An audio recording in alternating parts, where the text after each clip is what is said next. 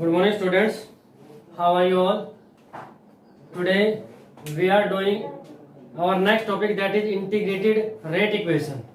Last time we have discussed why we need to integrate the differential rate equation.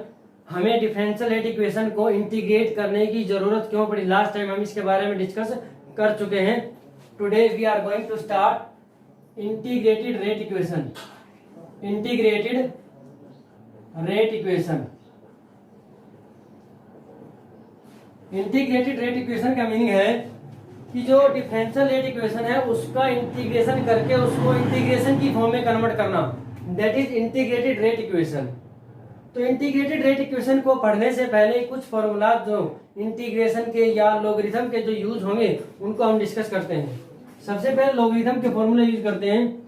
Logarithm of a into b is equal to logarithm a plus logarithm b. Logarithm a by b is equal to logarithm a minus logarithm b. Next is logarithm a raise to power b, power आगे आ जाती है b log a. And last one is logarithm 10 की value जो होती है 1 होती है. ये तो कुछ बेसिक फॉर्मूलाज हैं जो लॉगरिथम के हैं जो आपको यूज करने पड़ेंगे न्यूमेरिकल प्रॉब्लम्स को सॉल्व करने में, इनका यूज होगा. अब हम थोड़ा इंटीग्रेशन डिफरेंशिएशन के फॉर्मूले की बात करते हैं. Mainly we will discuss about integration formulas.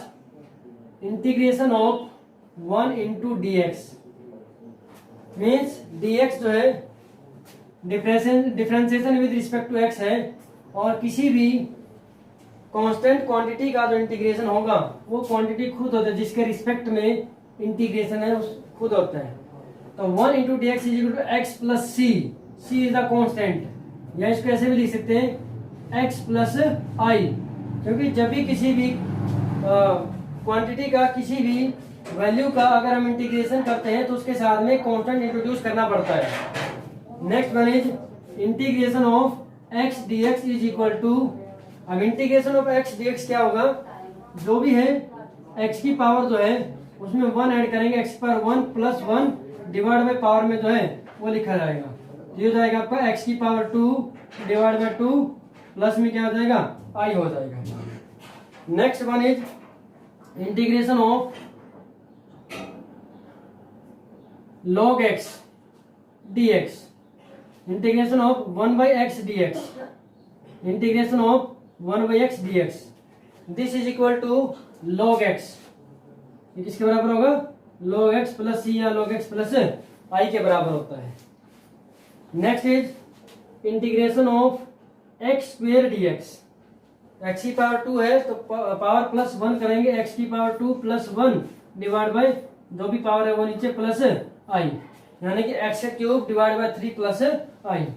तो इस तरीके से कुछ फॉर्मूला जो है हम यूज करेंगे इंटीग्रेटेड रेट ला इक्वेशन को डिराइव करने में. वो आपको पता होना चाहिए कांस्टेंट वैल्यू का जो इंटीग्रेशन है वो वैल्यू इटसेल्फ होती है, और एक्स की पावर कोई भी है तो 1 पावर इंक्रीज कर दी जाती है और वो पावर जो है साथ में नीचे लिखी जाती है. इस तरीके से आप दिस सिंपल फॉर्मूला जो है यूज करेंगे हम इंटीग्रेटेड रेट ला इक्वेशन को डिराइव करने में. So we are going to derive integrated rate equation for zero order reaction. इसके लिए करेंगे for zero order reaction. Zero order reaction. तो dear students, as we have already discussed that zero order reaction is that chemical reaction in which rate of reaction does not depend upon the concentration term of reactant. It depends on other factors. It may depend on light, it may depend on presence of catalyst, etc. इसके example भी हमने discuss किए हैं कि zero order reaction में rate of reaction concentration of reactants के ऊपर depend नहीं करता. सो डिफरेंशियल रेट इक्वेशन जो हम लिखते हैं जीरो ऑर्डर रिएक्शन के लिए क्या लिखते हैं, rate is equal to minus D X या D R upon D T is equal to K concentration R raise to power 0. अगर इसको ऐसे लिखना हो minus D A upon D T is equal to K concentration from A इसकी power 0। ये भी लिख सकते हैं और ये भी लिख सकते हैं। हम यहाँ से इस फॉर्म को लेकर के चलेंगे और अब हमें क्या करना है, इंटीग्रेटेड रेट इक्वेशन इसको बनाना है। ध्यान से देखेंगे, फर्स्टली हम क्या कर रहे हैं कि दोनों को क्रॉस मल्टीप्लाई कर रहे हैं, तो यहाँ से क्या आएगा minus D a is equal to किसी की पावर 0 होती क्या होता है 1 होता है, तो हम इसको क्या लिख सकते हैं इज इक्वल टू के। यहाँ से क्या हो जाए क्रॉस मल्टीप्लाई करने पर minus D a is equal to k into d t. उसके बाद माइनस साइन को उधर लेके जाएं, d a is equal to minus k d t. हमारे पास हमने क्या किया है, हमने जो कॉन्स्टेंट टर्म है, जो भी टर्म्स हैं, तो ए के टर्म्स उनको एक साइड कर दिया, टी के टर्म को दूसरी साइड कर दिया। अब हम क्या करेंगे, इंटीग्रेशन करेंगे दोनों साइड का, integrating both sides we get, हमें क्या मिलेगा, integration of d a is equal to minus k constant है इंटीग्रेशन ऑफ डी टी। अब उसके बाद क्या होगा, इंटीग्रेशन और डिफरेंशिएशन एक दूसरे के अपोजिट होते हैं, तो ये कैंसिल हो जाएगा। यहाँ से हमारा आएगा concentration term a is equal to minus k, और अभी हमने जो फॉर्मूला पढ़ा है integration of 1 into d x इसके बराबर होता है x के बराबर होता है। तो एक सिचुएशन वैसी है, integration of 1 into d T इसके बराबर हो जाएगा t के बराबर हो जाएगा, प्लस आई क्या है कॉन्स्टेंट इंट्रोड्यूस होता है जब भी इंटीग्रेशन करते हैं। तो हमारे यहाँ से क्या बन जाएगा, concentration A is equal to minus के टी प्लस आई नोट भी लिख सकते हैं, आई नोट लिख दो। अब हमें क्या करना है, नेक्स्ट स्टेप हमारा जो होगा, ये जो आई नोट है इंटीग्रेशन कांस्टेंट, इसकी वैल्यू कैलकुलेट करना है। इसकी वैल्यू को कैलकुलेट करने के लिए हम क्या करते हैं, इनिशियल कंडीशन जो है रिएक्शन की वो पुट करते हैं। वो कैसे करेंगे, when t is equal to 0, यानी कि इनिशियली जब टाइम 0 होता है, then concentration A is equal to A naught क्या है, इनिशियल कंसंट्रेशन ऑफ रिएक्टेंट, जब रिएक्शन स्टार्टिंग में स्टार्ट भी नहीं हुई है तब उस टाइम पर जो इनिशियल कंसंट्रेशन लिया वो क्या है, ए नोट है आपकी। तो ये जो वैल्यूज हैं, दोनों values t is equal to 0 then a is equal to A naught, put these values in equation, इसको हम फर्स्ट मान लेते हैं, इक्वेशन फर्स्ट में पुट करेंगे। Put these values in equation first, we get, हमें क्या मिलेगा, concentration A is equal to minus k, यहाँ पे t की जगह क्या 0 और प्लस में क्या हो जाएगा आई नोट, ए की जगह क्या लिखा गया, ए नोट लिखा गया।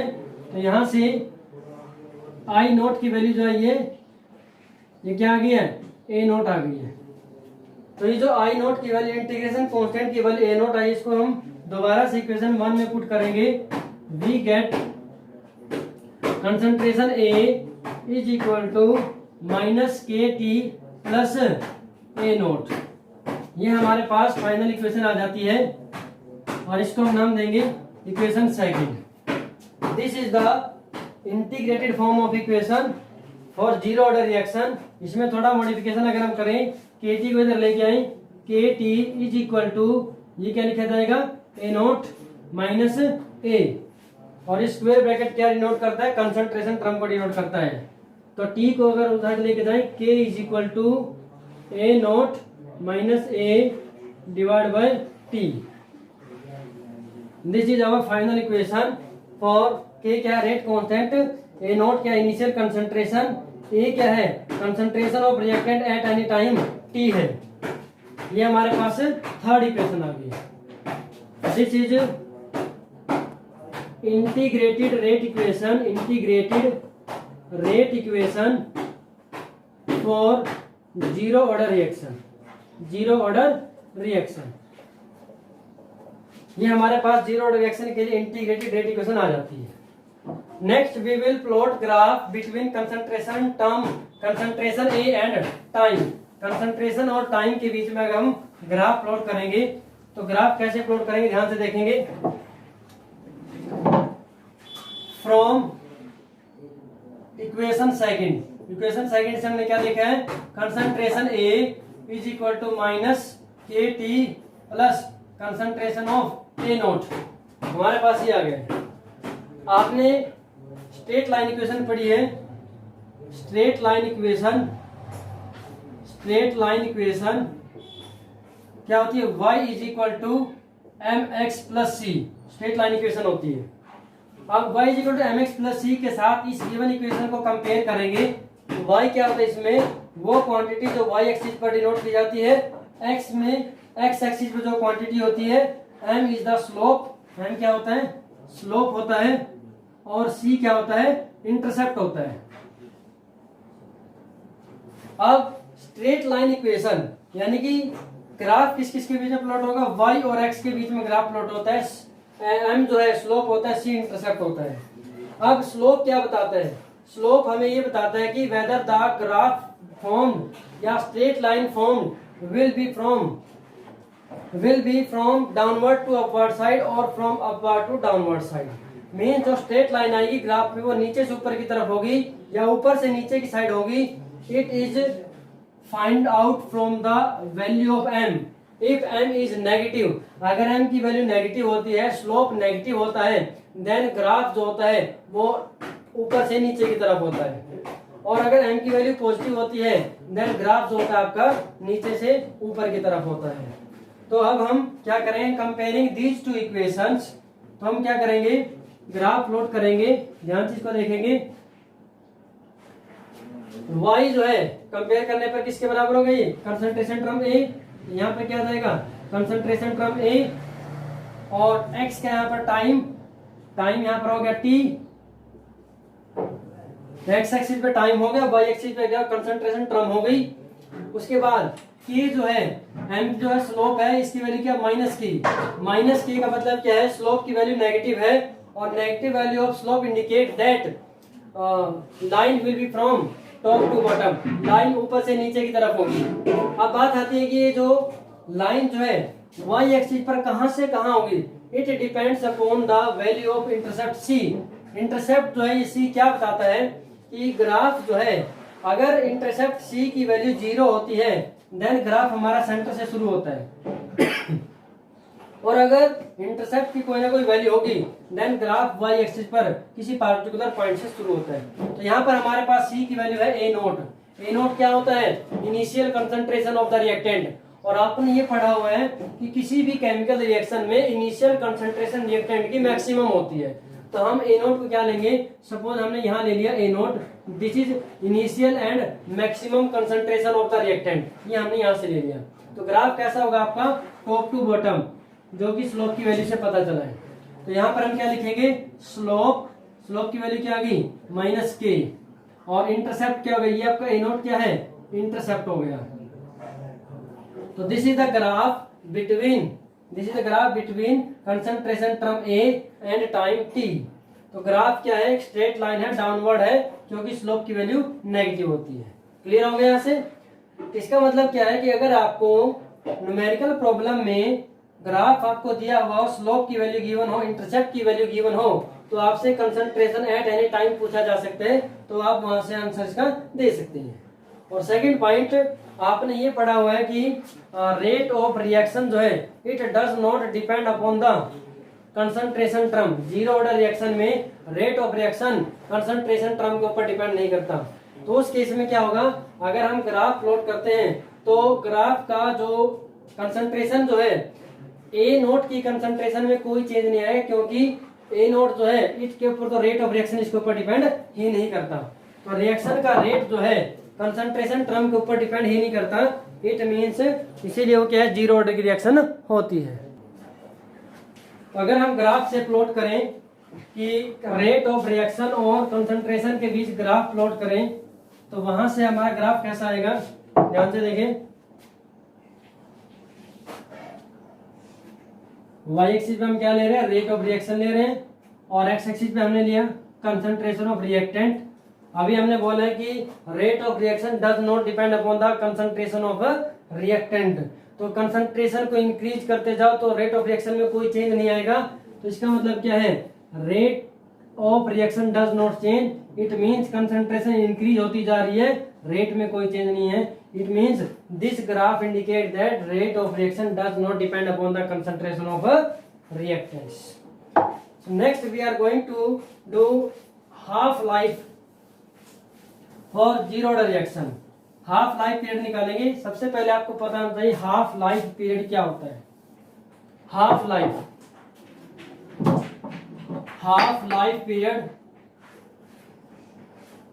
जीरो ऑर्डर रिएक्शन के लिए हाफ लाइफ पीरियड जो हम कैलकुलेट करेंगे, half life period is that time, इसको हम टी हाफ से डिनोट करते हैं। T half, half life period वो टाइम होता है जब किसी रिएक्टेंट की इनिशियल कंसंट्रेशन जो है हाफ, जब किसी रिएक्टेंट की कंसंट्रेशन हाफ रह जाती है, इनिशियल कंसंट्रेशन का हाफ रह जाती है।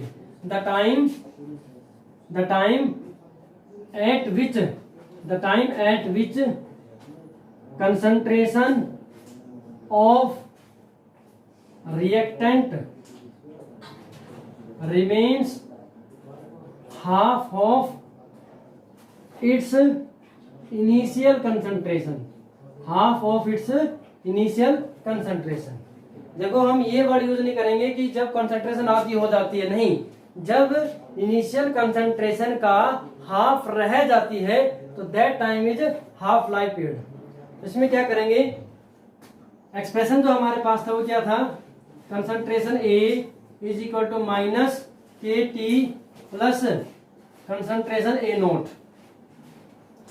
फिर हमने इसको एक्सचेंज करके क्या लिखा था, K is equal to A naught minus A divide by T, हमने ये लिखा था। तो क्रॉस मल्टीप्लाई करें तो यहां से क्या लिख सकते हैं, T is equal to A naught minus A और डिवाइड बाई क्या लिख सकते हैं, K लिख सकते हैं। ये हो गया। अब हम ये जो हमारा है ये जीरो ऑर्डर रिएक्शन का था। अब हम क्या कर रहे हैं, half life period T half की वैल्यू निकाले जीरो ऑर्डर रिएक्शन के लिए।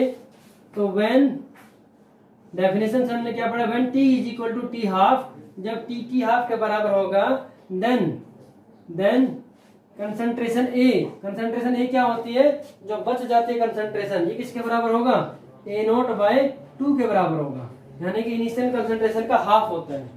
Put these two values in equation in above expression we will get, t को हम क्या लिखेंगे, t हाफ, और ये क्या हो जाएगा, a नोट इनिशियल कंसंट्रेशन थी माइनस a की वैल्यू क्या लिखेंगे, a नोट बाय 2 लिखेंगे, और सारे नीचे क्या होगा, रेट कांस्टेंट k होगा। तो यहाँ से एलसीएम क्या आएगा आपका, a नोट, ये हो जाएगा आपका 2a note minus a note divide by 2k।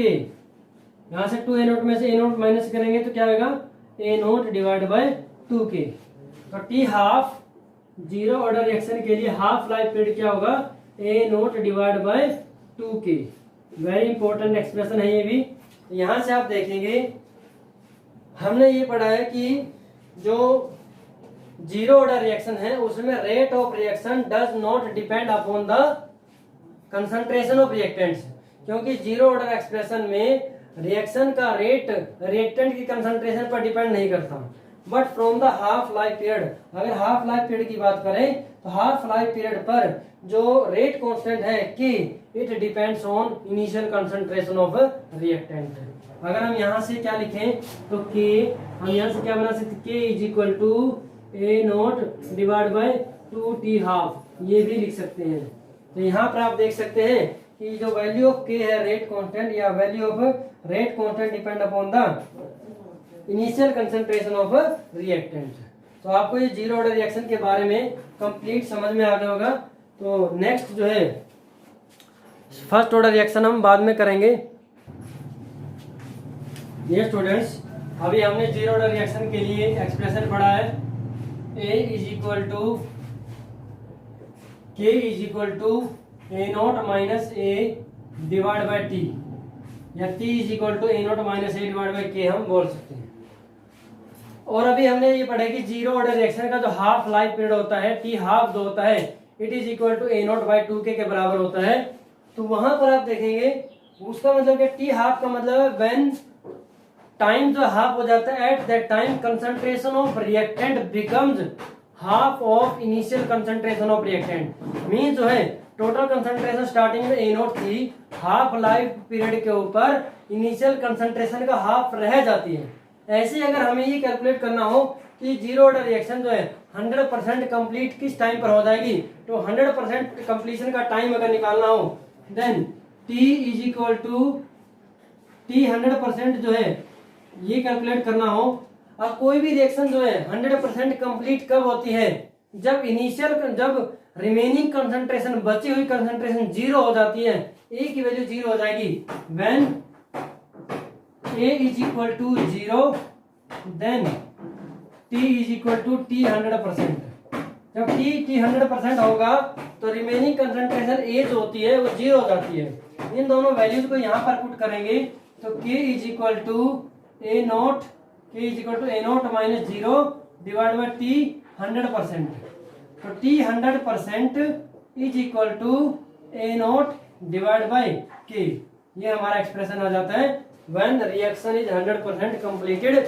उस टाइम पर वैल्यू निकालनी हो, टाइम 100% हो तब के की वैल्यू निकालनी हो या कंसंट्रेशन जो है उसका रिलेशन निकालना हो, इस फॉर्मूले से हम कैलकुलेट कर सकते हैं। नेक्स्ट हमारा क्वेश्चन है for zero order reaction prove that T3/4 is equal to 1.5 T half. For zero order reaction